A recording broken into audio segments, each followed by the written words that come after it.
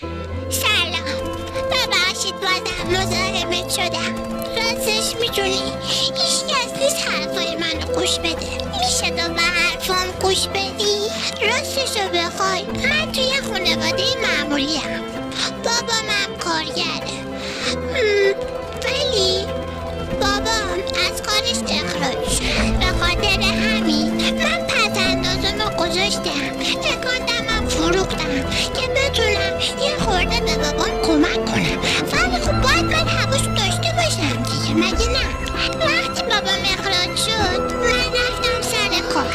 هم الان خیاطی کار میکنم، هم شبا میرم رستوران آشپزی میکنم. الانم اصلا ناراحت نیستم.